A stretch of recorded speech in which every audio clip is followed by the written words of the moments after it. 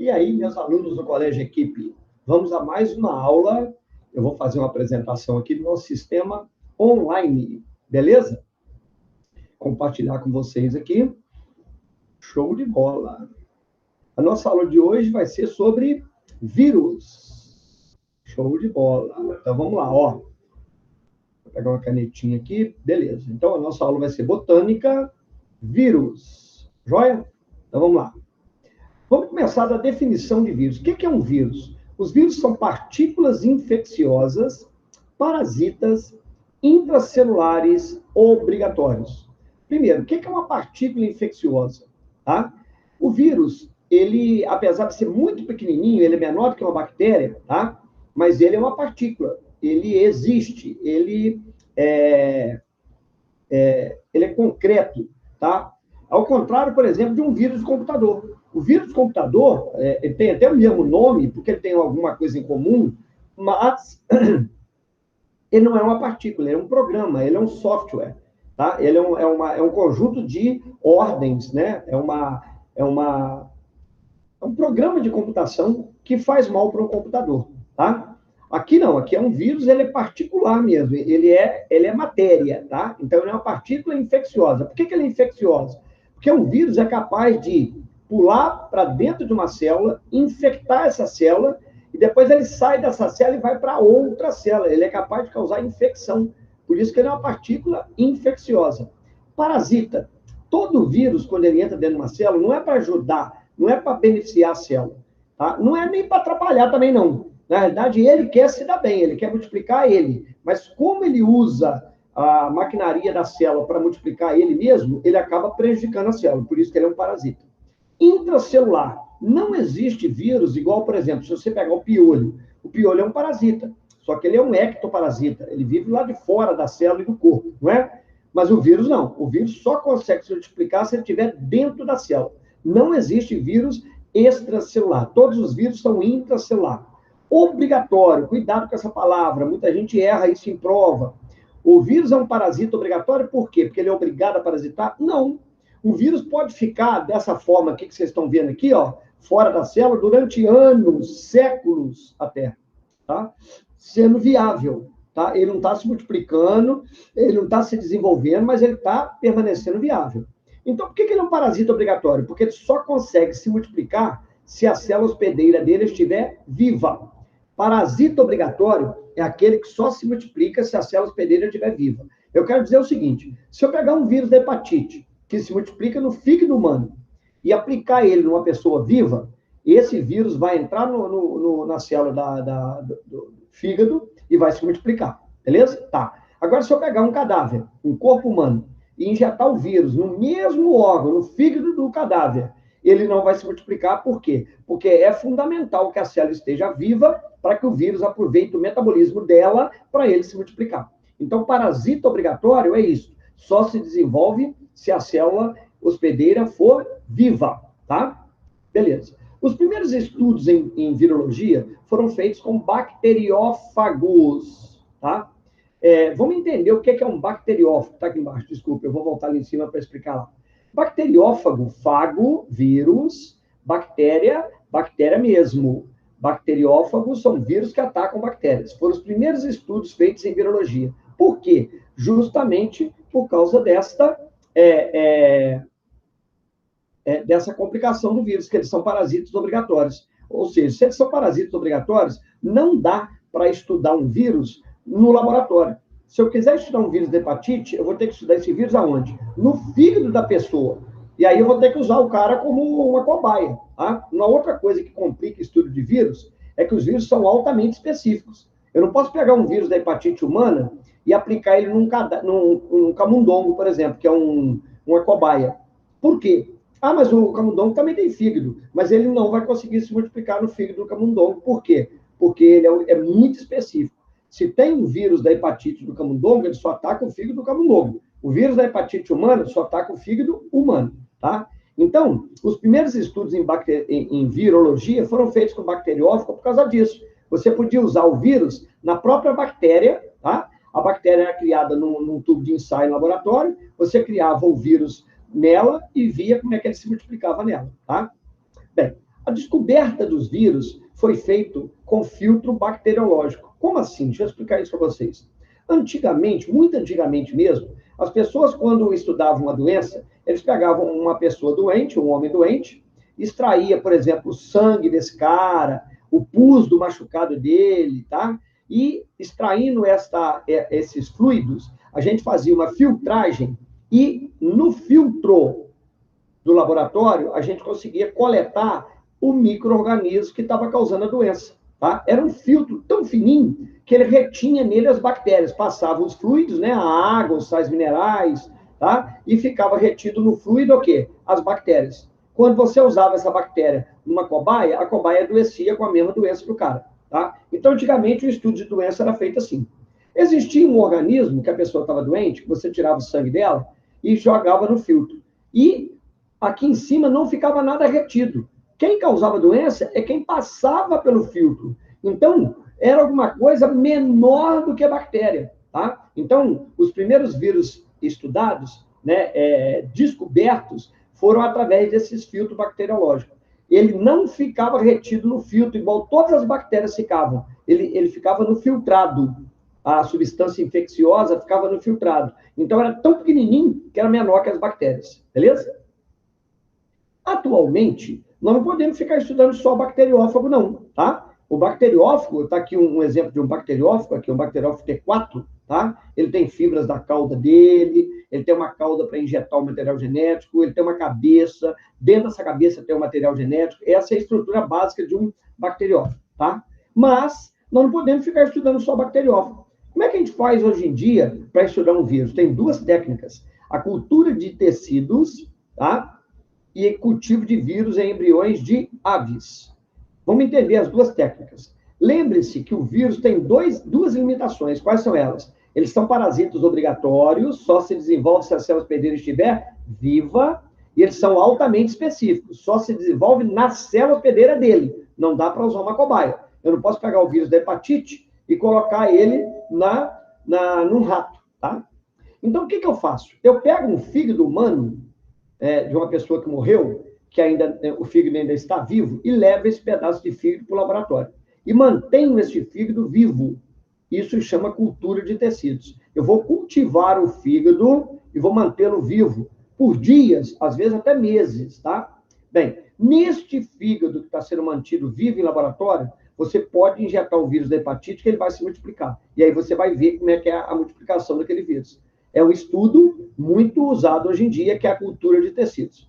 Agora, o que é mais usado mesmo é a cultura de vírus em embriões de aves. Como assim, Flávio?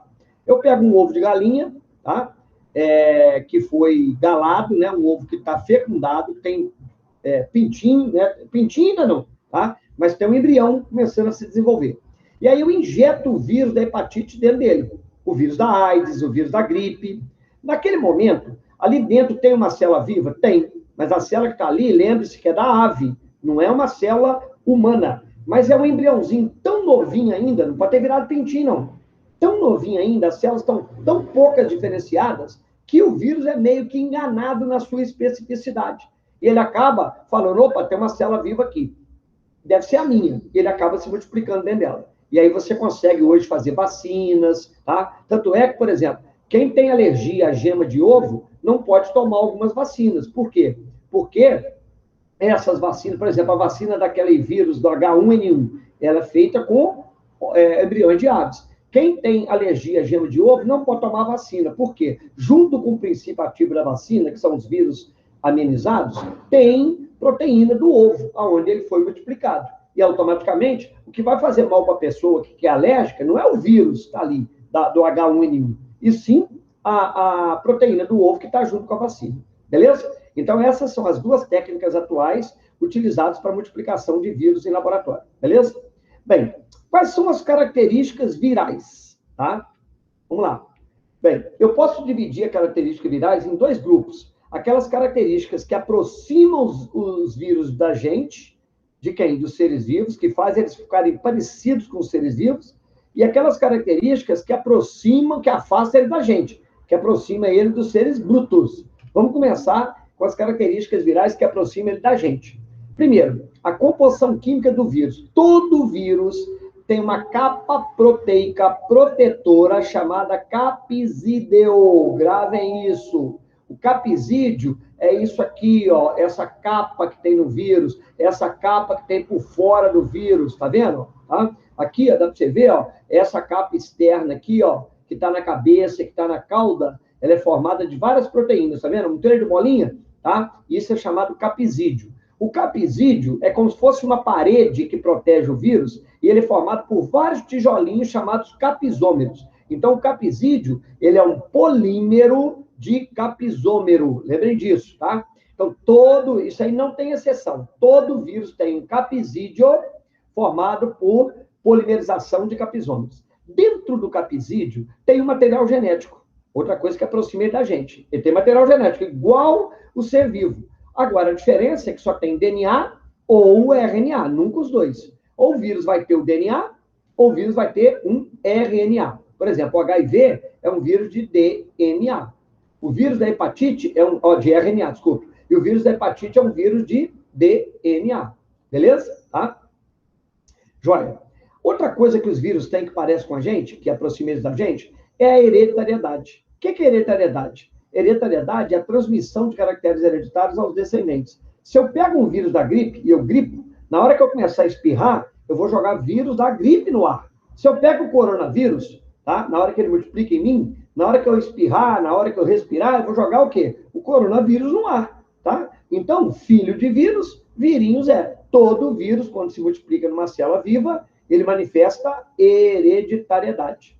Outra coisa, mutabilidade. Um vírus, quando ele entra na célula, tá? Ele pode ter a multiplicação dele com alguns erros e ele cria versões novas dele mesmo. Essas versões são mutações do vírus, tá? Por exemplo, pra vocês terem ideia, esse vírus da dengue, nós já temos 4 estirpes diferentes. Nós podemos pegar 4 tipos de dengue diferentes. Você pega uma dengue uma vez, acabou. Você tem a imunidade contra ela, nunca mais você pega. Mas você pode pegar até 4, por quê? São 4 mutações. Gripe, por exemplo, gente, são mais de 300 mutações. A mesma coisa a AIDS. Outra coisa que vírus tem que parece com a gente, irritabilidade. A irritabilidade não é a capacidade de ficar irritado, não, tá? Irritabilidade é a capacidade que o vírus tem de responder a estímulos externos. Como assim? Eu vou dar um exemplo. Uma pessoa tem herpes, o lábio dele tá belezinha, tá? Aí ele vai para a praia, queima o lábio, 2 dias depois o lábio dele estoura.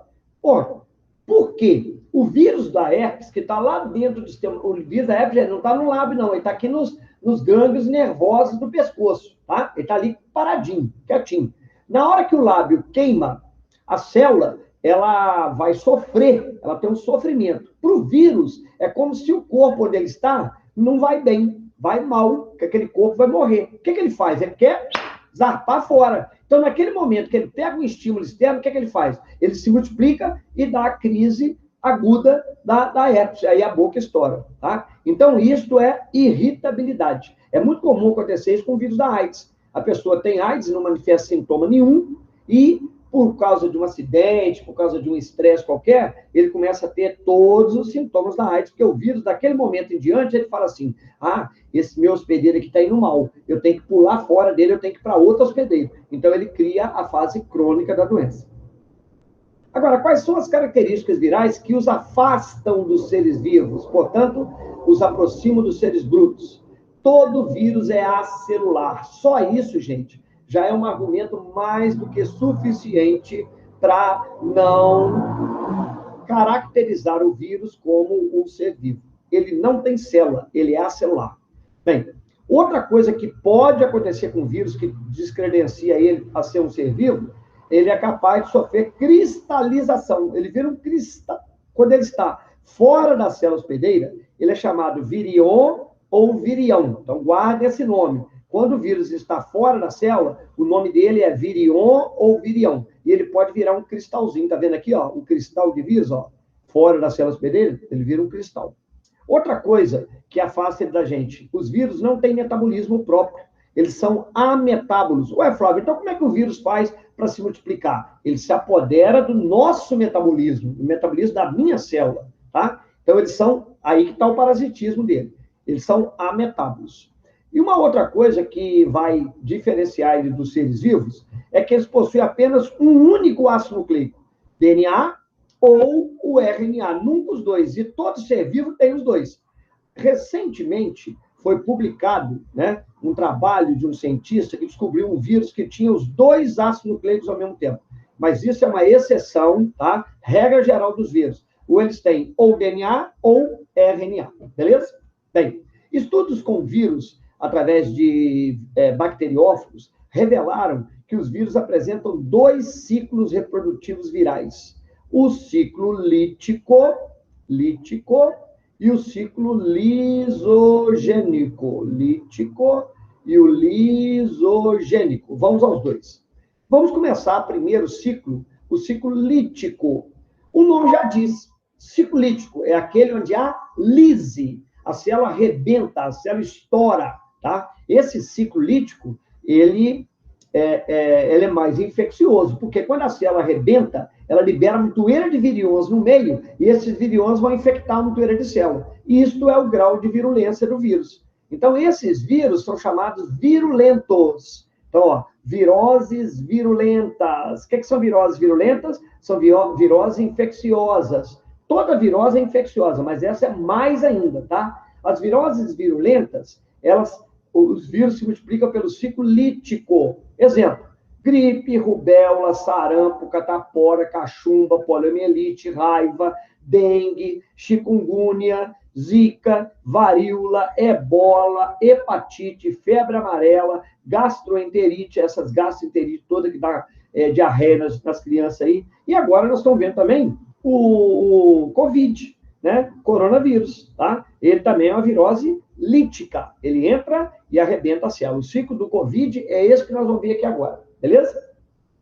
Bem, o ciclo lítico, ou de vírus virulentos, ele acontece em 5 etapas: adsorção, penetração, replicação, montagem e lise. Então, essas são as 5 etapas do ciclo lítico: adsorção, penetração, replicação, montagem e lise. Então, vamos lá estudar cada uma delas separada. Bem, na adsorção ao nome, não é com B, não, é com D mesmo. Por quê? O vírus não absorve nada, ele adere. Então, na adsorção, o capsídeo viral reconhece e adere à superfície da célula hospedeira. Está aqui, ó.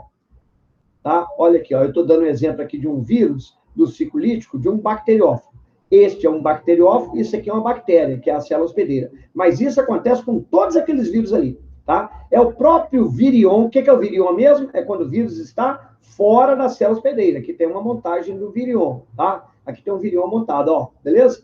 Bem, o virion, ele reconhece e adere à célula hospedeira. Quando o virion tem essa cauda aqui, ó, essa cauda faz esse reconhecimento. Quando não tem, por exemplo, ó, aqui, ó, nós estamos tendo vírus que não tem cauda. Ó, esse, o retrovírus, o próprio coronavírus, ele não tem essa cauda. Se ele não tem a cauda, não tem problema. Quem reconhece é o capsídeo. Bem, quando ele reconhece, ele adere, ele agarra na célula hospedeira. Aí vai acontecer a penetração. A penetração viral pode acontecer de 3 maneiras. Tem 3 formas que os vírus penetram na nossa célula. Ou por injeção. A injeção acontece quando o vírus tem a cauda. A própria cauda, olha aqui, ó, injeta, tá vendo essa parte azulzinha aqui, ó? É o material genético do vírus caindo dentro da célula. Quem que injetou ele lá dentro? Foi a cauda. Ô, Flávio, e o vírus que não tem cauda? Tudo bem. O vírus que não tem cauda, ele penetra por fusão. Ou seja, o próprio vírus funde a membrana da célula e aí penetra quem? O vírus inteiro dentro da célula, tá? E por englobamento é quando o vírus não tem nem o envelope viral, tá? E aí, nesse caso, a própria célula, ela meio que fagocita ele, ela come ele. Quer dizer, se deu mal, né? Ela engole o vírus, como se ela estivesse engolindo o algoz dela, o parasita dela. Ela joga o vírus para dentro dela, tá? A maioria esmagadora dos vírus entram por englobamento. Então, vamos repetir aqui, ó. Injeção é quando o vírus tem cauda e ele injeta. Fusão é quando o vírus tem um envelope viral e ele se funde à membrana da célula hospedeira. E o englobamento é quando a célula engloba, põe o vírus para dentro. Penetrou, o que o vírus faz agora? o DNA do vírus se apodera da maquinaria metabólica da célula. E aí a célula que antes trabalhava para quem? Para ela. A célula fazia coisa de quem? Dela. Ela fazia proteína para ela fazia as coisas necessárias para a vida dela. Ela para de fazer as coisas dela e começa a fazer as coisas do vírus. Quem se apodera da maquinaria metabólica da célula? O próprio material genético viral. E esta célula agora, gente, vira uma maquininha de vírus, uma fabriquinha de vírus, tá? É nisso que consta, né, o parasitismo viral.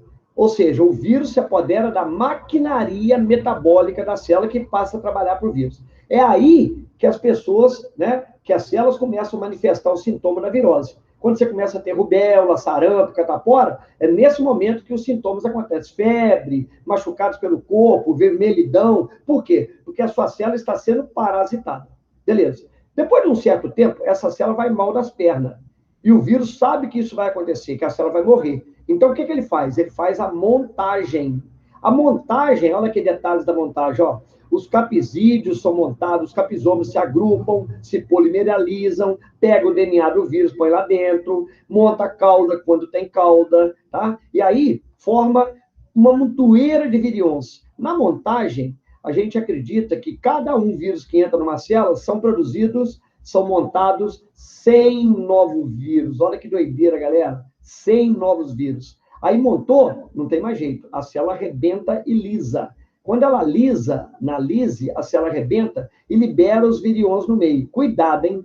O virion no meio, ele não vai atrás de uma célula hospedeira, ele fica no meio. Como é que o vírus, então, encontra uma célula hospedeira? É totalmente ao acaso. O encontro entre o virion e a célula hospedeira é ao acaso. Ou então, como é que o vírus faz para aumentar a chance dele encontrar uma nova célula hospedeira? Como é que ele faz? Tá? Ele aumenta o número de virions. Por isso que a proporção de multiplicação aqui é tão alta. É 1 para 100. Quanto mais virions você jogar no meio, por exemplo, hoje em dia, vamos ver o caso do coronavírus. Como é que o coronavírus chegou no Brasil? Tá? Ele jogou uma tuíra, ele infectou uma pessoa lá na China, ele jogou uma tuíra de virions no meio, esses virions infectaram outras pessoas que ainda estavam bem, não estavam com sintoma nenhum, entraram no avião, vieram parar aqui no Brasil e soltaram o vírus aqui.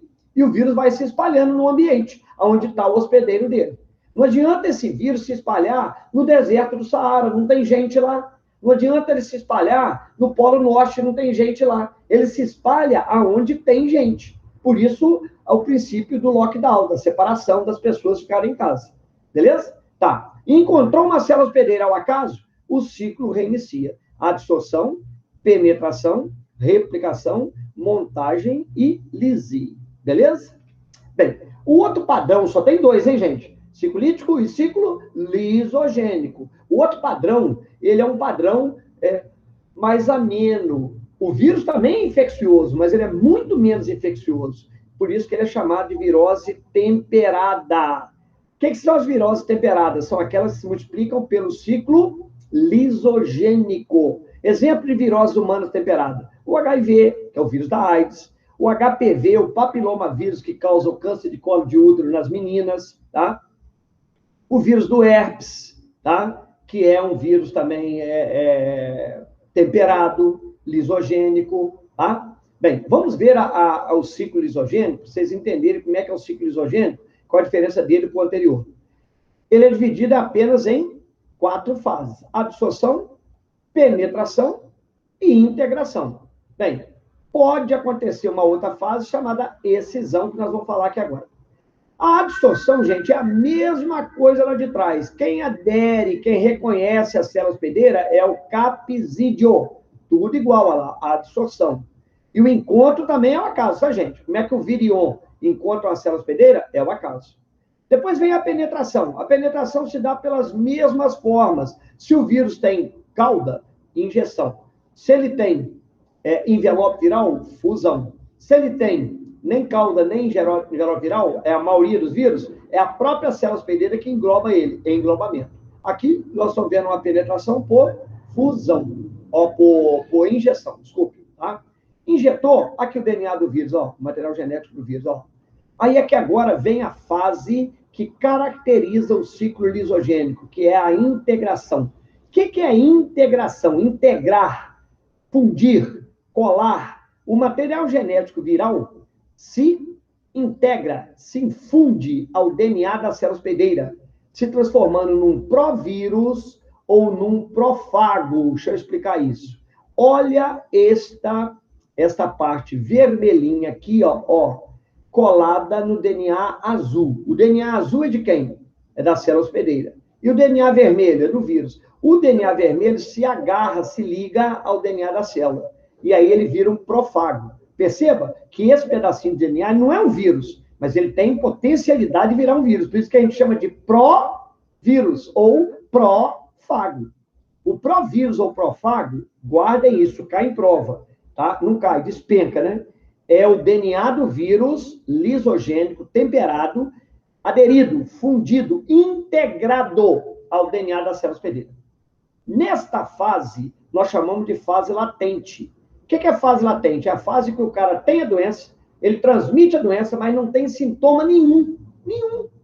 Cuidado, esta fase latente não existe no ciclo lítico. No ciclo lítico, o vírus entra e a pessoa já desencadeia os sintomas. Aqui não. Aqui o vírus entra no seu corpo, tá? E você fica, pode um tempo, a AIDS, por exemplo, o cara pode ficar anos com AIDS, transmitindo AIDS, mas não tem sintoma nenhum. Ele está na fase latente, beleza? Quem é que é fase latente? É o virion, ou o provírus ou o prófago está aderido à célula hospedeira, beleza?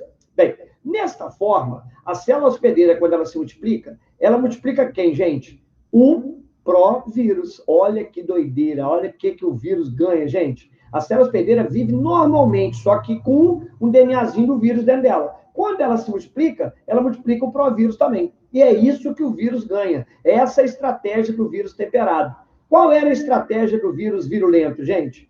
Ter uma grande multiplicação para que você aumente a chance de um virion encontrar uma célula hospedeira. Qual é a estratégia da virose temperada? É permanecer quietinho, latente dentro da célula hospedeira, multiplicando-se junto com ela. Ela vai criar uma legião de células hospedeiras, todas com o provírus ou prófago. Beleza? Bem, só que depois de um tempo, se a célula hospedeira sofre um estresse, se ela passa por um período ruim, o que o provírus pensa? Opa, essa célula vai mal, ela vai morrer. Se ela morre e eu sou liberado no meio, dessa forma, na forma de um provírus, o meu DNA vai ficar no meio ambiente e eu estou morto. Já era, morri também. Quem que eu preciso de ter para me manter fora da célula hospedeira? O meu capsídeo. Então, se a célula hospedeira sofre um estresse, vai haver uma excisão. O que é a excisão? É o contrário da integração. Vamos lá, vamos estudar a integração. A integração, o DNA viral se funde à célula hospedeira. E na excisão, o DNA viral pula fora da célula hospedeira. Nesse momento que ele pula fora, ele começa a se multiplicar, né? Aí vem aquelas mesmas fases do ciclo lítico aqui, ó, que é a replicação, montagem e lise. Percebam que quando acontece a excisão, a fase latente acaba e começa a fase crônica da doença. Vamos entender por quê? Porque se a célula sofreu um estresse, né, o indivíduo, o hospedeiro sofreu um estresse, o vírus pula fora e ele começa a se multiplicar. Como é que ele se multiplica? Usando o metabolismo da célula. Portanto, nesse momento, a célula começa a ter os sintomas. É aí que a pessoa vai passar a ter os sintomas da virose lisogênica, beleza? Aí o que acontece? A célula arrebenta, libera os virions no meio, e esse virion pode, ao acaso, encontrar uma nova célula e o processo se reiniciar. Lembrando que aqui eu tenho uma fase latente, onde a célula não tem sintomas, e uma fase crônica que se inicia com o estresse. Beleza? Bem, vamos falar um pouquinho sobre o que são viroses emergentes, tá? Esse nome é muito dito hoje em dia, isso cai direto em prova, então vamos entender o que é uma virose emergente. O nome já disse, é uma virose que emerge, que surge, que nunca existiu na história de uma espécie viva, pode ser do homem, pode ser... eu tenho uma criação de porcos e eu nunca tive uma virose na minha criação e agora eu estou tendo. Eu tenho uma plantação de café e meus pés de café estão sendo atacados por um vírus, tá? Gente, vírus ataca tudo quanto é ser vivo. Vírus ataca bactéria, vírus ataca planta, vírus ataca protozoário, vírus ataca animal, tá? Ataca tudo. Tudo quanto é célula viva é atacado por ser vivo. tá? Então, a virose emergente é isso. É um vírus novo que surge, que nunca existiu antes e surge. Como é que ele surge? É muito difícil de um vírus ser criado na natureza. O que acontece é o seguinte, tem uma espécie parecida com a gente, vamos dar um exemplo da virose emergente no homem. Vamos pegar assim, por exemplo, um outro mamífero, um macaco, tá? O macaco é muito parecido com o homem. Então, tem um vírus que ataca o macaco? Tem. E tem um vírus que ataca o homem? Tem. O do macaco ataca o homem? Não. O do homem ataca o macaco? Não. Aí, se esse do homem sofreu a mutação, ele pode passar a atacar o macaco. Se o do macaco sofreu a mutação, ele pode passar a atacar o homem. Isso é uma virose emergente. É lógico que uma virose emergente para o homem, ela jamais, quer dizer, jamais não, né? Não vou falar jamais, mas ela seria muito difícil que um vírus de, vamos dar um exemplo, limão, tá? Todo mundo vê o limão aí, galego, aquele limão cascudo. Aquilo ali não é característica da planta, não. Aquilo ali é uma virose, chamada virose da verrugose cítrica. Ah, Flávio, vou parar de chupar o limão. Não precisa parar. Por quê? A vida inteira nós engolimos aquele vírus e aquele vírus não faz mal para a gente. Ele passa no meu corpo e vai embora. Tá? Bem, é muito difícil de um vírus que ataca o limão sofrer uma mutação para atacar a gente. Ele tem que sofrer 40 mutações. É quase impossível. Agora, um vírus que ataca um macaco, um vírus que ataca um porco, um vírus que ataca um morcego, são mamíferos, é fácil de sofrer uma mutação e passar a atacar o homem. Deu para entender? Ah, essas são as viroses emergentes. São as novas doenças virais que acometem o homem. Surgem de vírus que infeccionavam outras espécies próximas à espécie humana, como é o caso do chimpanzé, né, a AIDS, a ave, a gripe aviária, os porcos, a gripe suína, os morcegos, que agora que eles estão falando aí que o coronavírus veio do morcego. Na verdade, ele foi uma mutação de um vírus de morcego, passou para o pimbolim, que é uma espécie de um tatu, né, de um gambá que tem lá na Ásia, e os homens comem esse pimbolim. Então, olha bem, o morcego teve o vírus, sofreu a mutação no morcego, ele começou a pegar no pimbolim, e o cara que comia o pimbolim começou a pegar o vírus, e aí o vírus se espalhou. Vamos ver como é que esses estágios acontecem. Quais são os estágios necessários para que aconteça uma virose emergente? Primeiro, tem que ter um contato muito intenso entre o homem e uma outra espécie. Vamos dar um exemplo da gripe suína, dos porcos. Tá? Segundo os estudos, a gripe suína veio do México. Tá? Lá, então, tinha aquelas pocilgas, onde tem 10 mil porcos, e os homens, né, aqueles funcionários, tratando, limpando os porcos, dando comida, vacinando. Então, aqueles caras vivem no meio do porco o dia inteiro, tá? Show de bola. Há uma interação muito grande entre o homem e aquele porco. Até aí, tudo bem. Por quê? Porque o vírus do porco não pega no homem, teoricamente. Beleza? Tá joia. Tá. Até que, num belo dia, o vírus que infecciona a outra espécie, o vírus que infeccionava o porco, sofre uma primeira mutação. Opa! E essa mutação faz com que ele seja capaz de infeccionar o homem que está lá. Então, para você pegar esse primeiro vírus, você tem que estar em contato com aquele porco. Tá? Então, quem pegou esse vírus foi o funcionário. Deve ter havido morte de funcionário lá, e o cara gripou, uma gripe brava, acabou morrendo. Tá? Muitos funcionários devem ter morrido. Na hora que o funcionário pegou esse vírus, o funcionário multiplicou o vírus aonde? No corpo dele. Esse vírus voltou para o porco, se espalhou no porco, agora é um vírus mutante. Outros funcionários pegaram e, por enquanto, somente as pessoas que tinham contato com o porco pegavam esse vírus, beleza? Tá. Num belo dia, não tão belo assim, tá? Esse vírus que passou a infeccionar as pessoas que têm contato com o animal, pode sofrer uma segunda mutação. E aí ele vai passar não só do porco para o funcionário, mas vai passar do funcionário para familiar dele, tá? Aí a mulher dele trabalha na contabilidade lá. Aí passou da mulher para o dono da fazenda. Aí o dono da fazenda vai lá na Europa fazer uma conferência sobre criação de porcos. Ele leva o vírus lá e passa para todo mundo que está na conferência. Quem está nessa conferência? Tem um cara aqui do Brasil, tem um cara dos Estados Unidos, tem um cara da Europa, tem um cara do Japão. E aí esses caras vão todos para suas terras levando o vírus. E a gente tem uma pandemia, tá? Que é uma epidemia a nível mundial. Então, vamos lá. Quais são as etapas da criação de uma virose emergente? Primeiro, um vírus que ataca uma espécie passa a atacar o ser humano, só vai pegar quem está em contato com a espécie. Segunda etapa, o vírus sofre uma segunda mutação e passa a ser transmitido de homem para homem, e aí há um espalhamento desse vírus. Exemplo de viroses emergentes. Nós temos o HIV, que é o vírus da AIDS, o H5N6, que é o vírus da gripe aviária, o H1N1, que é o vírus da gripe suína, e o SARS-CoV-2, que é esse danado desse coronavírus que está aí causando essa gripe. Esse SARS-CoV-2, gente, já teve o SARS-CoV-1, que é o gripe da SARS. O que é SARS? É síndrome respiratória aguda, tá? Já teve até um SARS-CoV, eu não lembro, eu não sei o nome dele, mas que só pegava em camelos, tá? Lá na época, as pessoas que trabalhavam com camelo na Arábia Saudita pegavam essa doença e tinham um problema respiratório muito intenso, tá?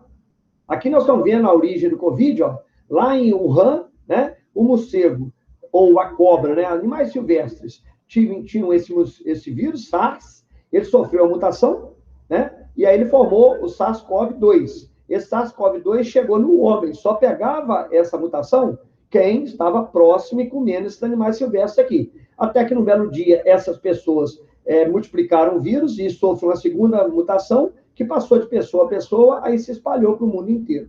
Beleza? Bem, vamos dar um exemplo de um vírus muito importante, que é um retrovírus. O que é um retrovírus? O retrovírus é um vírus que é formado por RNA.